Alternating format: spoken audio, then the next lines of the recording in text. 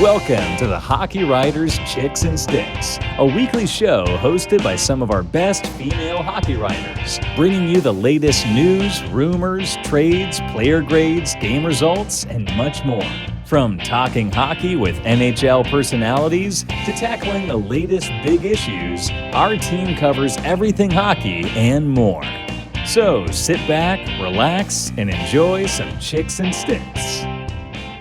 Hello, everyone, and welcome to episode 18 of Chicks and Sticks, brought to you by the Hockey Writers. My name is Melissa Boyd, and I'm once again joined by my partners in crime, Hannah Garfield and Mariah Holland. You may have noticed that Christy is not with us this evening. Unfortunately, members of her family were affected by last night's flood in the New Jersey and New York area, so she's with us in spirit, and she'll definitely be back next week. But how are you doing tonight, ladies? Good. We're good. Good. So if you're enjoying our show, make sure to drop us a like, a follow, or a comment from wherever you're watching or listening. And be sure to send us in your questions if you have any, and we'll answer them in a future episode. So Christy may not be here, but we do have a really great guest with us tonight, Jess Starr. Jess is a credentialed photographer and a copy editor as well with the Hockey Writers.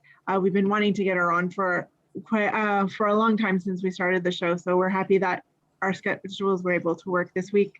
So all the many of the great photos you see on the Hockey Writers accompanying our articles were taken by Jess. So thanks so much for joining us. We really appreciate it. Yeah, of course. Thank you guys so much for having me. Yeah. All right. Why don't we just go right into it? Yeah. Well, I was going to say, we're just going to dive right into it. So go ahead, Hannah. Oh gosh, Melissa, we are on the same wavelength tonight. Yeah, that's right. That's right. That's always fun. So thank you for joining us, Jess. I guess our first question is, let's go back to the beginning. How did you get your start as a photographer? And in addition, how did you kind of get connected with the Hockey Writers? So I actually started photographing the Lehigh Valley Phantoms. They were my first foray into hockey and everything, as far as photography goes. And I was working with a small sports blog at the time or whatever. They were like, hey, we can maybe get you in. So we did. That was one of my first games. And then with getting into the Hockey Writers, it was, I just had enough of a portfolio that I was like, okay, let me see if I can do the next step here. And so I sent them a message and I was just like, hey, I've not been a photographer for a super long time, but here's my work. Would you be interested in working with me? I'm New Jersey based. Mm-hmm. And Mark was amazing. He was like, yeah, we'd love to work with you. Credentials, not necessarily a guarantee right off the bat. I was like, it's totally okay. Let's just see what we can do. And I got in for development camp that season. Training camp was next, and then they gave me full season credential. So it was pretty amazing that it was that quick that I was able to get in. Wow. And how many years ago was this? 2019. Okay. So it was the 2019-2020 season. Okay. So what are some of the challenges of trying to capture motion, like with action on the ice with still photography? So one of the biggest things as a photographer that I learned early on is you have to know the sport. If you don't know the sport, you're going to be reacting and not being proactive. So if you're reacting, you've already missed the shot. So it's a little bit more of knowing who's going to be where on the ice, what type of play might come about. You have to pretty much be ready for anything. But knowing where certain players have a tendency to go on the ice is going to benefit you depending on what type of shot you're looking for. So that's always the biggest thing. You have to know what's going on, not be reacting. And then lighting can also be a little bit of a tricky situation just for getting still captures. NHL rinks, it's not as big of a deal just because they're all pretty well lit. There's balance issues in some areas of the ice, but it's usually nothing that you can't work with. But I've worked with a couple of clients doing some sports work as well, but that's like local arenas and stuff where the lighting isn't always that great. So it's just about knowing your camera and what it can do, and being able to balance that light to make a great image. So did you always want to be a sports photographer, or did you start by shooting other subjects? Or so this is where I'm going to give you like the bulk of my story. I kind of hedged it a little in the first. So no, I didn't know. And I didn't even know that I wanted to be a photographer. I originally, when I was working with the small sports blog before I got with THW, I was just going to be a reporter. I was writing articles about, different signings, that off season and whatever. And then I was just going as a reporter to a Lehigh Valley Phantoms game for the AHL. And I was just going to write my article, have a great time, sit in press row and be like, oh my God, this is so great.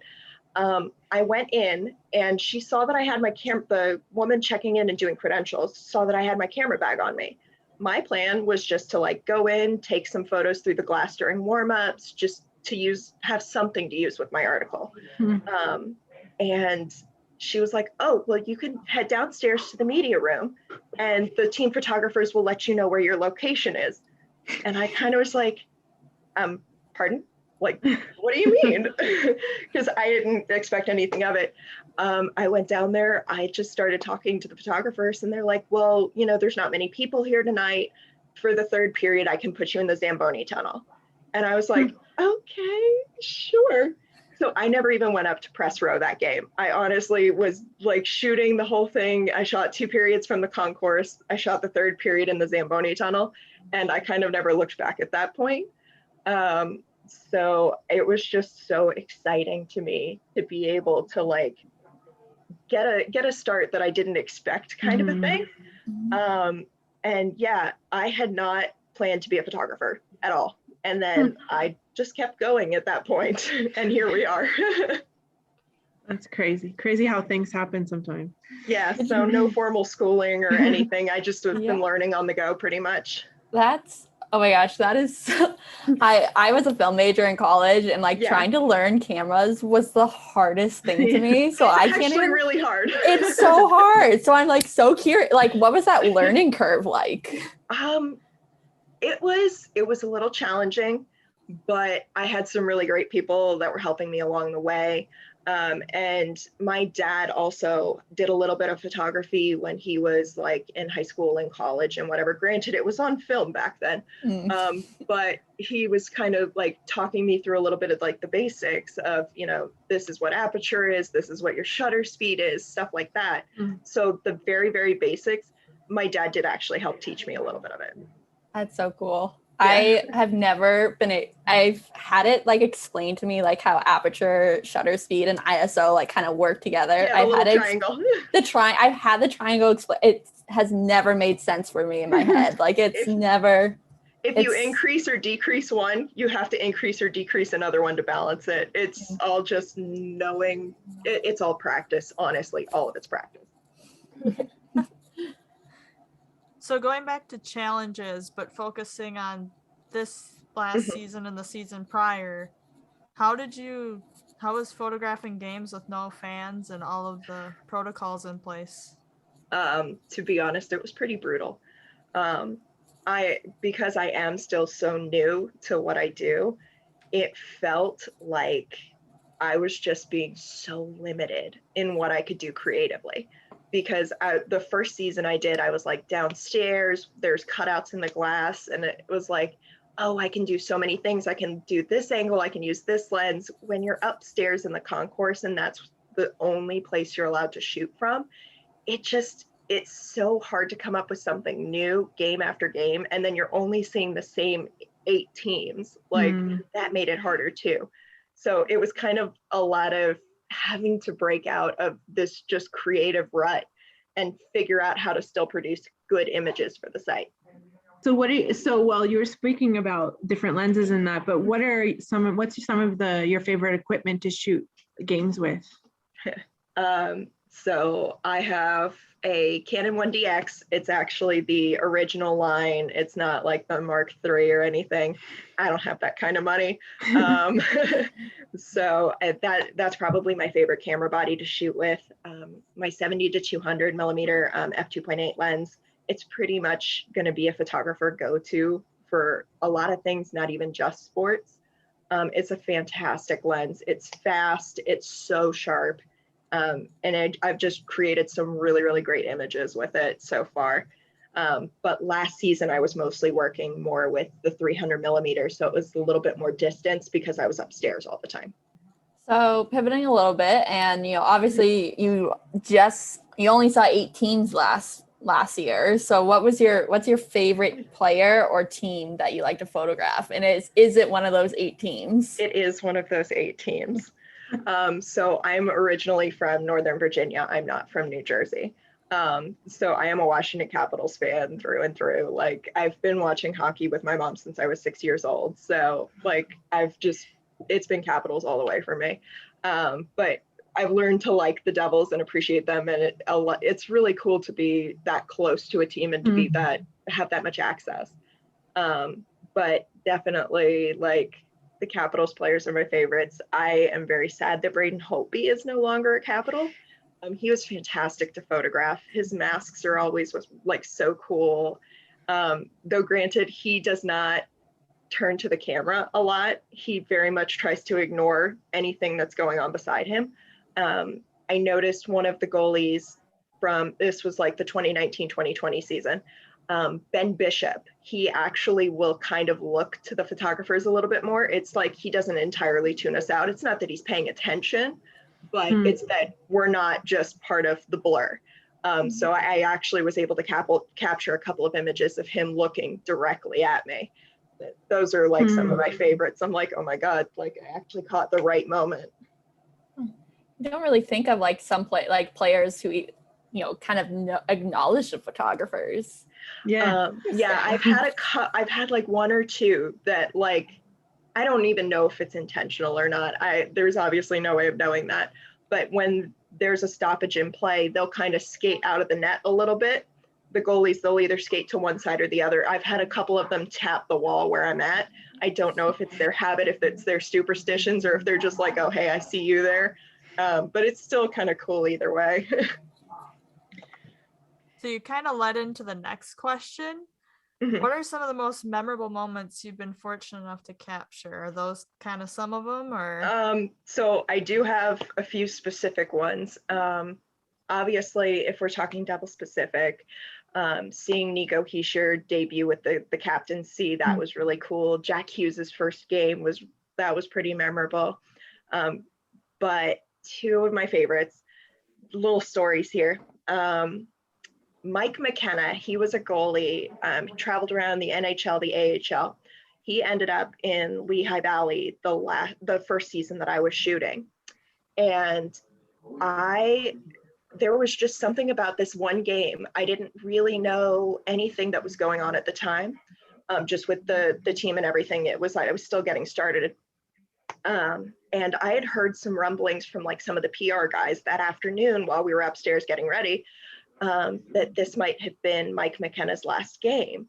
I did not really know that at the time. And I was just like, okay, well, let me get some photos just in case. I was shooting this game and it was tied in the 3rd, it went to overtime, and it went to a shootout. And Mike made the final save to win the game for Lehigh Valley.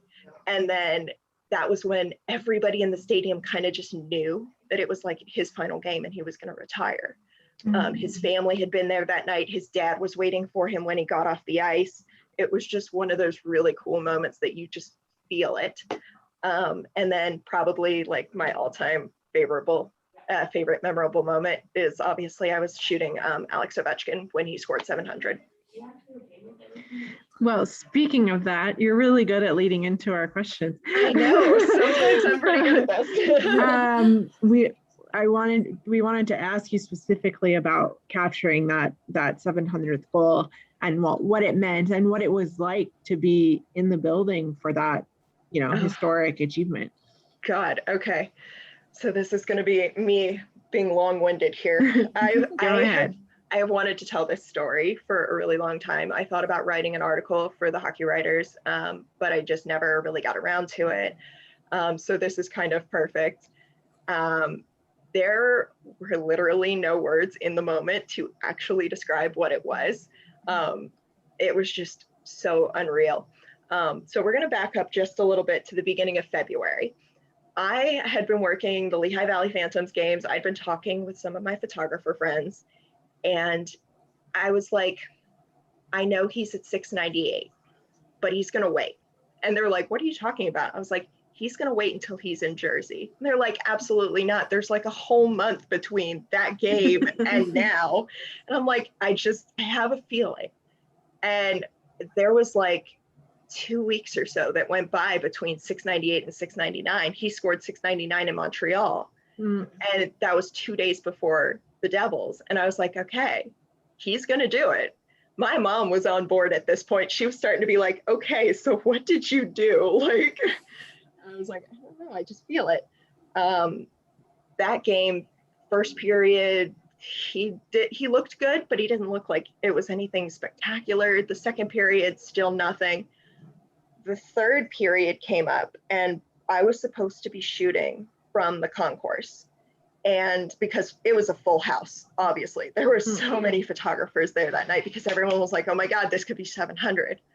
And I was supposed to be upstairs. So I just thought about it and I was like, no, I'm going to figure out what I can do. And I went and talked to Patrick, who is the team photographer for the Washington Capitals. I was like, hey, is there any way that I can stand next to you? You have the cutout. I'm not going to take it from you. But is there any way I can shoot through the glass next to you? And he goes, yeah, sure. I don't care, whatever. And so I'm there, and it's in a place that I'm technically not supposed to be. And I'm thinking about it. I'm like, this is probably going to happen. I don't know how it's going to happen, but it is. And it was that side of the ice. It was Devils side, Washington attack. And everyone knows Ovi's office. He always scores from the one circle on the other side. He scored on his offside right in front of me. And I was standing right there for it. And I was just like trying not to cry behind my camera because I'm like, I am a working professional. I can do this. But as a Washington Capitals fan, it meant so much to be right there. And like my mom had actually been at the Capitals game in DC when he scored 600. So I was like, haha, it's my turn. But another fun fact about that, I was actually the only female photographer there for that game. Wow. Yeah. Wow. So I thought that was kind of neat. That's such a special moment, especially, being a Capitals fan in New Jersey, like that you got to be there and oh my God. It was absolutely incredible. Like, and just all of my friends messaged me during the game, like in the middle of the game while I'm still working. They're like, how did you know? And I was like, I have no idea. I swear, I had a guess and I had a feeling that it was going to be in New Jersey. Fans' intuition is this thing.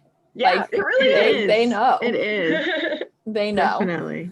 No, it was just so wild. But pivoting a little bit away from photography specific, you're obviously a hockey fan, the game. So I want to ask you about this kind of crazy off season we're slowly exiting. Yes. Slowly but surely we're reaching the next season. So what has been the most and the least surprising thing that you think has happened around the NHL this off season? Well, we'll start with least. Obviously, everyone knew Ovechkin was re-signing in DC. Nobody ever, I heard all the rumors that, oh, what if this team signed him? What if this team? I was like, no, come on, guys. Like, he's going to stay a Capital. He's going to retire a Capital. Him and Nicholas Backstrom. Like, that was it. Yeah.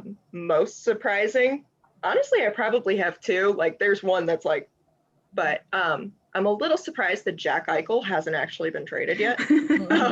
One, that discussion has been ongoing for quite some time. So I think we're all in shock. Yeah, I'm just like, are you really going to walk into this season with like, are you staying with them? Like, I don't know. Yeah. But honestly, I was so floored when Fleury got traded to Vegas. Chicago. It's been a really long day. I had no idea that they were even thinking about shopping him at all. And then here we go. He goes off to Chicago, of all places. And to literally get him for free, basically. Yeah, like essentially. I was just like, this is probably one of the weirder signings. But yeah, that one was shocking. I'm happy he is going to play this season. I was a little worried that he would be like, okay, I'm done. He is one of my more favorite players in the league. So yeah, the addition of him and Jones really elevated the Chicago from being a team that I really thought had no chance of making the playoffs to now I'm like, they'll probably make the playoffs. Like, you have Marc-Andre Fleury. I was a little surprised there. Yeah, no, it's super weird.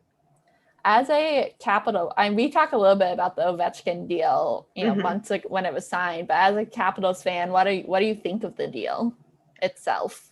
Honestly, I'm happy with it. Like, I was expecting something a little north of what he signed for. So the fact that he's going to stay, and he's going to stay about term with Nicklas Backstrom. I expected them to be Nicklas was 5 years, Ovi was supposed to be 4 years, but having him sign for that 5th year just really shows that he does want to try to match the Gretzky record. So it's very cool, and I'm really hoping he can do it, because as much as I would love a second Stanley Cup as a Capitals fan, I think matching the Gretzky record is probably a bigger deal. You think you're going to be there to photograph it? Oh, God, I hope so, but probably not, to be honest. So switching back to the photography, what advice would you give to other women who want to get into sports photography? So there are a bunch of just random little tidbits I can throw, but there's probably 2 or 3 that are like the most important. Obviously, this kind of goes without saying, but I'm going to say it anyways. Don't give up. Like, if this is what you want to do, you have to work for it. And it's going to be hard. And there are going to be times where you're just not going to want to do it. But you kind of have to just get over that mental hurdle and just go for it. Because I never thought, like, in a million years I'd be here, like, as an NHL photographer. That was just beyond wildest imagination. But there's always going to be people that are willing to help you along the way. I had some of the greatest mentors ever. Heather Berry, Alex McIntyre, they're 2 of the best photographers I know out of Philly. Love those 2 to death. They basically helped me get into the Lehigh Valley Phantoms and just learn what I was doing, learn the ropes of how to, like, professionally handle yourself in an NHL arena, where you can go, where you can't, that kind of thing. And it always helps when you're going to have someone who's just willing to support you a little and give you just a little bit of advice.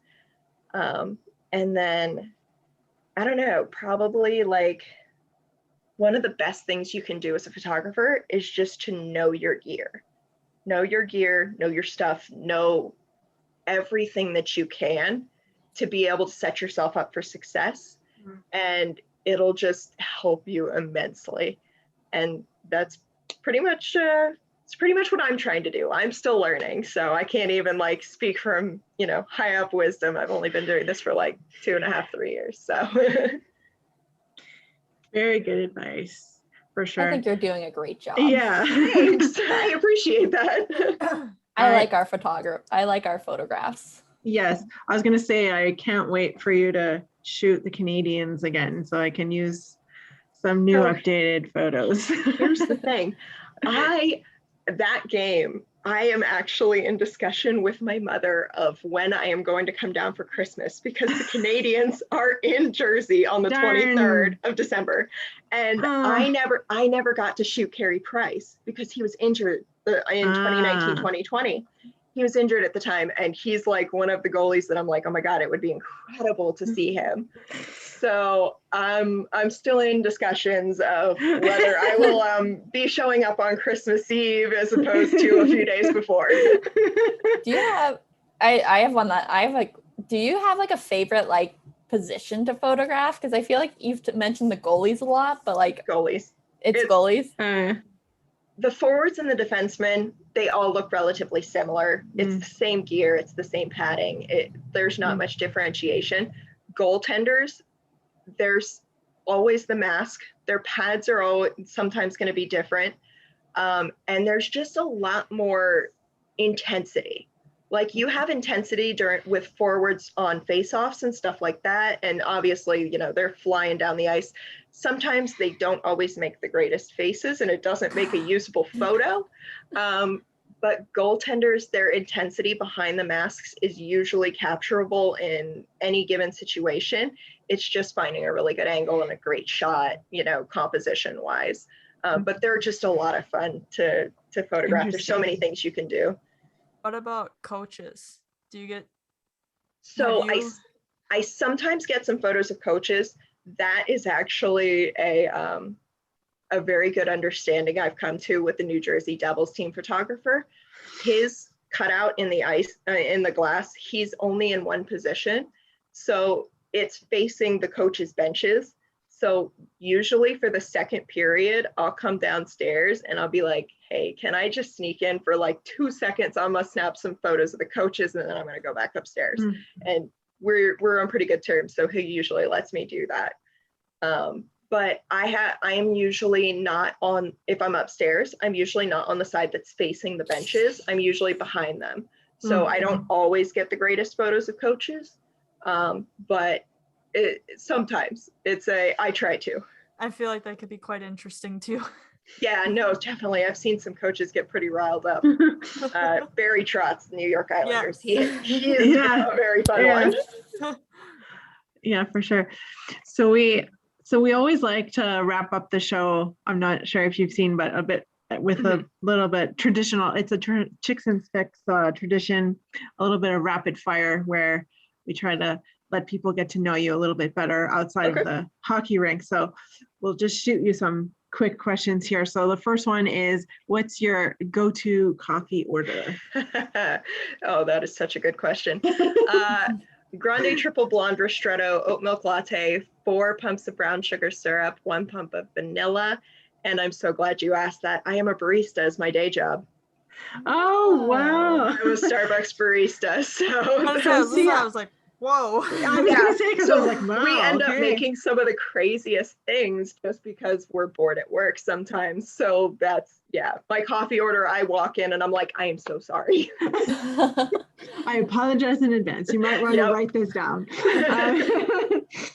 I see, we had no idea that you were a barista, so there you go. What's the best NHL arena atmosphere, at least of the ones you've been able to get to? If the ones I've been able to get to, it's definitely the Washington Capitals. From what I see on TV, though, I'd say Toronto. Interesting. So, are you a social media fan? I try to be. So I am not always the best. Facebook, Instagram, or TikTok, if you had the choice. Oh my God, Instagram. Twitter. Yeah. Instagram, period. I'm a photographer. It's so easy. Yeah, I was going to say, definitely the photographer would say Instagram. Yeah, it's either Instagram or Twitter for photography. I have not figured out TikTok, period. Like, I just don't understand it. Same here. Yeah. I like it when my friends send me TikToks, but I'm not on it myself. Right. I work with, at Starbucks, I work with some younger generation. So I'm just like, they'll send me TikToks and I'm like, what in the heck is this? Next question. What's your go-to game day accessory? So if we're talking outside of camera gear that I'm obviously clearly wearing, I am a little superstitious, as some fans tend to be. I have a necklace that my parents gave me when I was younger that I have a tendency to wear that every game, just kind of as a little good luck. Very cool. Our last one is, we know it's super early, but who's your early pick to win the Stanley Cup this season? so you aren't going to like me. I'm going to start by saying that because I don't even know, because I just had to think about it for a little bit the other day. And I was like, if I had to pick somebody based on what I know of the team setup right now, I don't know why I'm saying this. I am saying Chicago. I have a feeling that they're going to be terrible until winter break. They're going to find their rhythm, and it's going to juggernaut the whole rest of the season. Interesting. Well, we'll have to send this clip to the Blackhawks planter team and say, there. I will be so wrong. I will be wrong, but that's what my gut's telling me. Well, if you're right, go buy a lottery ticket. Right. Yeah, that's it. Exactly. Yeah. Well, that actually reminds me, because we didn't even ask you about the Devils and all the changes and additions they've made this offseason. Oh my God. How excited are you for Dougie to be able to shoot Dougie Hamilton and Ryan Graves and Thomas Tatar? It's definitely a change. Like I was kind of like, I knew there were going to be changes. I did not know that they were going to be that massive. But the Devils have had the salary cap for space for a while. It's like, okay, if you're going to do something, you actually need to step up and make the change. So it's going to be exciting to see some of these players, because I actually don't think I ever got to see the Hurricanes in the 2019-2020 season, because they had 2 games in Jersey, and they were after COVID hit. So once the season paused, those 2 games were after the pause, and I never got to see them. And then the Hurricanes switched to a different division for for the other. Right. I'm sorry, I'm losing my words today. For 2020-21. They were in a different division. So I've actually never seen the Hurricanes. I've never seen Dougie Hamilton. So that's kind of cool. Do you think the Devils have a chance of making the playoffs this year? I do. But it all really depends on how the rest of the Metro performs. The Flyers are going to be hit or miss depending on Carter Hart. The Bruins kind of depends on what their defense does. But it all is kind of one of those, will it line up correctly? I think the Devils have a shot of making playoffs. They may be out in round 1. Well, on that note, unfortunately, that's all the time we have for this week. Jess, thanks so much for joining us. It was a lot of fun. And we really appreciate all your photos, and can't wait to have you back in the rink with fans. And of course. Thank you guys so much for having me. So, and a special thanks to all of you, of course, for always continuing to watch, listen. Your support means a lot to us. Be sure to check out all the great shows being produced by the Hockey Writers on YouTube and your favorite podcast platform, including iHeartRadio. Don't forget to visit thehockeywriters.com to read all of the content being published daily, and of course to check out all of Jess's great photos. And make sure that you're signed up for the Morning Skate newsletter to make sure at morningskate.io to make sure you're starting your day off right with all the latest hockey news. And before I sign off, I do have to mention, because I did mention it last week, the Women's Worlds wrapped up earlier this week. Yes, I'm thrilled that Canada won in a really tightly contested game, overtime winner by the GOAT Marie-Philippe Poulin. But I mostly want to just say how great the tournament was. The quality of the games was unbelievable. Like, I was riveted from beginning to end. So here's to all the players and all the organizers who were able to put that on. It was great showcase for women's hockey. Ooh, and go female athletes. Yes. Woo. Anything but. So on that note, thanks so much, and we'll see you next week.